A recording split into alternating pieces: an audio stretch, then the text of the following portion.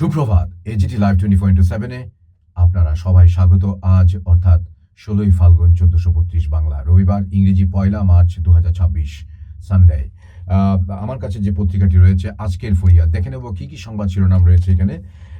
প্রথম পাতায় যুদ্ধ নিয়ে খুবই একটি ভয়ানক আশঙ্কা আমরা দেখতে পাচ্ছি আজকের ফরিয়াদ পত্রিকায়, অর্থাৎ প্রথম দ্বিতীয় বিশ্বযুদ্ধটা এ ব্যাপারে আমরা সবাই অবগত আছি, এবং এখন তৃতীয় বিশ্বযুদ্ধের ছায়া এই ধরনের আশঙ্কাও প্রকাশ করেছে আজকের ফরিয়াদ পত্রিকায়। এবং প্রথম যুদ্ধের প্রথম দিনেই ব্যাপক ক্ষয়ক্ষতির একটা পরিসংখ্যান দেখা যাচ্ছে এখানে। তারপর ইসরায়েল আমেরিকাকে পাল্টা জবাব দিল ইরান, এই নিয়েও সংবাদ রয়েছে প্রথম পাতায়, আপনারা বিস্তারিত দেখবেন। তারপর এখানে প্রথম পাতায় আরও গুরুত্বপূর্ণ সংবাদ রয়েছে। কৈলাসহরে সাংবাদিকদের জনগর্জন, সংবাদ মাধ্যমের কণ্ঠরোধের প্রতিবাদে 2 বিধায়কের গ্রেফতার চেয়ে গণ অবস্থান।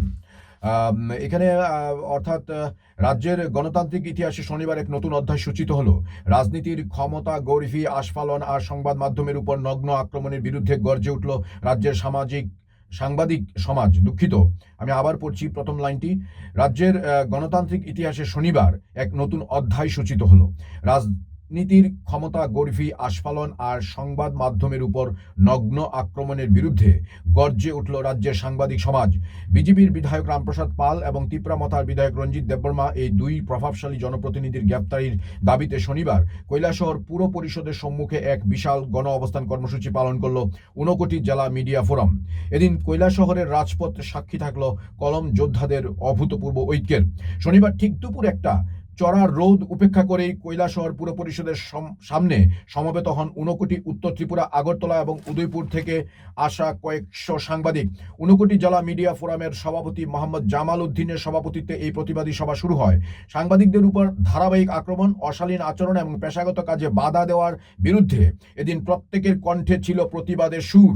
সাংবাদিকরা স্পষ্ট ভাষায় জানিয়ে দেন, ক্ষমতার দাপট দেখিয়ে সংবাদ মাধ্যমের মুখ বন্ধ করার দিন শেষ হয়ে এসেছে। গণ অবস্থান মঞ্চে উপস্থিত ছিলেন রাজ্যের দিকপাল সাংবাদিকরা। তাঁদের প্রতিটি বক্তব্য ছিল যেন শাসকের অন্যায়ের বিরুদ্ধে একটি আগ্নেয়গিরি। রাজ্যের বরিষ্ঠ সাংবাদিক বিশ্বেন্দু ভট্টাচার্য তথ্য প্রমাণ সহ তুলে ধরেন কিভাবে বিধায়ক রামপ্রসাদ পাল এবং রঞ্জিত দেববর্মা সাংবাদিকদের সঙ্গে চূড়ান্ত অভব্য আচরণ করেছেন। এরপর বাকি সংবাদটি আপনারা 7 পৃষ্ঠায় পড়ে নেবেন অনুগ্রহ করে। তারপর একই পাতায় রয়েছে জ্যাকসন গেটে উচ্ছেদ অভিযান, ব্যবসায়ীদের ভেন্ডার জোনে স্থানান্তরিত করা হবে মেয়র। একই পাতা রয়েছে এডিসি ভিলেজ বোর্ড একসাথে হচ্ছে না, ধরে নিয়েই ময়দানে বিজেপি তিপ্রামথা। তারপর সার্ভিক্যাল ক্যান্সার রুখতে বড় পদক্ষেপ, 3 মাসের বিশেষ HPV টিকাকরণ অভিযানের সূচনা। তারপরে বছরে 80 লক্ষ টাকা ভাড়ায় লিজে যাচ্ছে নিগমের পরিত্যক্ত জায়গায় বটতলায় হবে মাল্টিপ্লেক্স বিল্ডিং। তারপরে উন্নয়নের পথে প্রধান অন্তরায় প্রদ্যুতের দ্বিচারিতা ও সুবিধাবাদী রাজনীতি। এদিকে মন্দির নগরীতে ভয়াবহ দুর্ঘটনায় মৃত 1, এই ধরনের সংবাদও রয়েছে, খুবই দুঃখজনক উদয়পুরের সংবাদ। তারপর গুলি করে পাক যুদ্ধ বিমান নামালো আফগান গেরিলারা, আটক পাক উইং কমান্ডার। আজকের ফরিয়াদ দ্বিতীয় পাতায় রয়েছে ধলাই জেলার শিক্ষাঙ্গনে অভিনব উদ্যোগ, কমলপুর ডায়েটের উদ্যোগে প্রথম LTM প্রদর্শনী ফুড ফেস্ট। তারপর প্রথম পাতায় বেশ কিছু সংবাদ এখানে রয়েছে। আর আজকের ফরিয়াদ দ্বিতীয় পাতায় জাতীয় বিজ্ঞান দিবস উপলক্ষে বিজ্ঞানের আলো প্রতি ঘরে জালো, এই স্লোগানকে সামনে রেখে শহর আগরতলায় বিজ্ঞান মঞ্চের উদ্যোগে শনিবারের পদযাত্রা, অর্থাৎ ব্রেক থ্রু সায়েন্স সোসাইটির অনুষ্ঠান নিয়ে বিজ্ঞান মঞ্চ ত্রিপুরা। তারপর দুর্ঘটনায় নিহত বেসরকারি নিরাপত্তা কর্মীকে শেষ শ্রদ্ধা, আইনসভা কর্তৃপক্ষের সেমিনার ইত্যাদি সংবাদও রয়েছে। তারপর আজকের ফরিয়াদ 3 পাতা রয়েছে সীমান্তরক্ষী বাহিনীর একাংশ মদতে অনুপ্রবেশ সহ পাচারের রমরমা মধুপুরে। তারপর সিমনায় ব্রিজ নির্মাণ নিয়ে নিগো মাফিয়াদের দাপাদাপিতে ব্যাপক ক্ষোভ। তারপর আজকের ফরিয়াদ 3 পাতায় আরেকটি সংবাদ রয়েছে সংবাদ মাধ্যমকে নিয়ে, এখানে জয়ী সাংবাদিক একাদশ, অর্থাৎ বিশালগড় প্রতিনিধির সংবাদ। নেশামুক্ত ত্রিপুরা গড়ার লক্ষ্যে সিপাহীজলা জেলা পুলিশের উদ্যোগে পুলিশ সপ্তাহ উদযাপন উপলক্ষে প্রীতি ক্রিকেট ম্যাচ অনুষ্ঠিত হয় সিপাহীজলা ট্রেনিং সেন্টার মাঠে, এই নিয়ে সংবাদ। তারপর পুলিশ সুপার বিজয় দেববর্মাকে সংবর্ধনা প্রদান। তারপর আমতলী অযাচক আশ্রমে কর্মসূচি ইত্যাদি। তারপর রয়েছে মৃত্যুর প্রহর গোনার মাঝেও বেঁচে থাকার আরতি মরিয়মের। একই পাতায় রয়েছে এখানে চরিলাম মন্ডল কার্যালয়ে জনজাতি এলাকার সাংগঠনিক বিষয় নিয়ে পর্যালোচনা, এই ধরনের সংবাদ। তারপর খোয়াই অঙ্গনওয়াড়ি কেন্দ্রে চাকরি নিয়ে শরিকি দ্বন্দ্ব চরম পর্যায়ে। একই পাতায় আরও সংবাদ রয়েছে এখানে মোহনপুর বাজারে দুঃসাহসিক চুরি, ব্যবসায়ীদের মধ্যে ব্যাপক আতঙ্ক। আজকের ফরিয়াদ 4 পাতায় রয়েছে সম্পাদকীয় সমাপ্তি সঙ্গীত, তারপর হেসেল দীপালি দেবের লেখা, তারপর মানুষের অন্তর্জগতেও ঢেউ তোলে বাপন দেবের একটি লেখা, তারপর জসিমউদ্দিনের লেখা ওর কপাল যেন কণ্টক বিদ্ধ না হয় ঈশ্বর, তারপর জীবন সংগ্রাম এই ধরনের লেখা রয়েছে অশোক কুমার হালদারের। তারপরের পাতায় রয়েছে শনিবার শ্রমভবনে নবনির্মিত কনফারেন্স হল কক্ষে শুভ উদ্বোধনে শ্রমমন্ত্রী টিঙ্কু রায়, তারপর একদিনের ওসি হয়ে দেশ সেবা স্বপ্নে বিভোর পড়ুয়ারা, তারপর ফটিকরায় বিদ্যুৎ নিগমের শাখা অফিসকে সাব ডিভিশনে উন্নীত করার কাজ অর্থাভাবে থমকে আছে। একই পাতায় আরও কিছু সংবাদ রয়েছে এখানে। 6টি গরু সহ পাচারকারী আটক করলো এলাকাবাসী, বিএসএফ এর ভূমিকা নিয়ে প্রশ্ন। তারপর ঘুমে বিভোর 2 নেতা মার্কা নাইট গার্ড, মধুপুর দ্বাদশ শ্রেণী বিদ্যালয়ের চোরের হামলা ইত্যাদি সংবাদও রয়েছে। পরের পাতায় অর্থাৎ 6-এর পাতায় আজকের ফরিয়াদ মাঠের খবর। আজ অঘোষিত কোয়ার্টার ফাইনালে মুখোমুখি হচ্ছে ভারত ওয়েস্ট ইন্ডিজ, এই ধরনের সংবাদও রয়েছে। তারপর ম্যাচ জিতেও টি-20 বিশ্বকাপ থেকে বিদায় পাকিস্তানের। তারপর ডু অর ডাই ম্যাচের আগে কালীঘাটে পুজো দিলেন গম্ভীর। তারপর ইতিহাসে গড়ে রঞ্জি ট্রফির খেতাব জয় জম্মু ও কাশ্মীরের। তারপর ফুটবল সংস্থার ইতিবাচক দৃষ্টিভঙ্গিতে দ্বিধাবিভক্ত ফুটবল মহল। তারপরের পাতা এখানে বেশ কিছু সংবাদ 8-এর পাতার পর রয়েছে। আজকের ফরিয়াদ শেষের পাতায় দেখছি কি কি সংবাদ শিরোনাম রয়েছে এখানে। প্রাক্তন কৃষিমন্ত্রী অনুষ্ঠানে নেই কেন, প্রশ্ন করতেই ধৈর্য হারালেন বর্তমান কৃষিমন্ত্রী।